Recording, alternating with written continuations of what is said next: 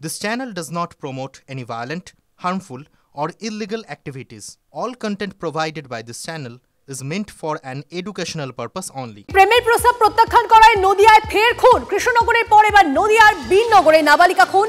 অভিযুক্ত প্রেমিককে গ্রেফতার করলো তাহিরপুর থানা, এমনটাই খবর পাওয়া যাচ্ছে। আরো একবার আপনাদেরকে জানিয়ে রাখি, প্রেমের প্রস্তাব প্রত্যাখ্যান করায় নদিয়ায় ফের খুন। মহাদেব আমাদের প্রতিনিধি আমাদের সঙ্গে রয়েছে। মহাদেব, এখন অবধি কি জানা যাচ্ছে পুলিশ সূত্রে?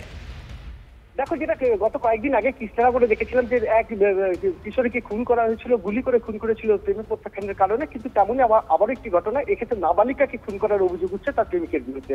প্রেমের প্রস্তাবে রাজি না হওয়ার কারণেই তাকে কিন্তু খুন করা হয়েছে, এমনটাই পরিবারের লিখিত অভিযোগ করেন।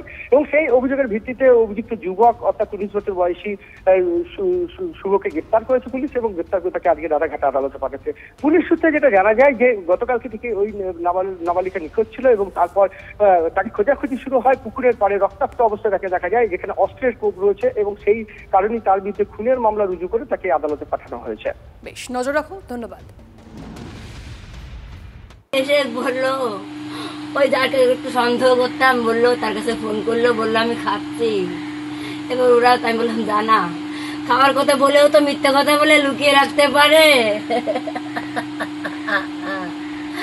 তারপর আমার কথায় ওরা গেল, গিয়ে দেখে ও খাবার থালা নিয়ে খাচ্ছে না কি করছে আমি জানি না।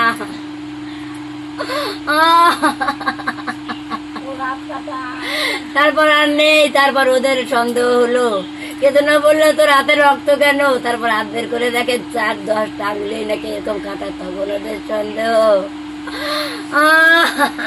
তো ছেলেটার মেয়ের ভালো লাগতো, মেয়েটা কিন্তু ওরা একদমই পছন্দ করতো না। অস্বীকার করার কারণেই হয়তো এই কি দেখলেন, কি দেখলেন?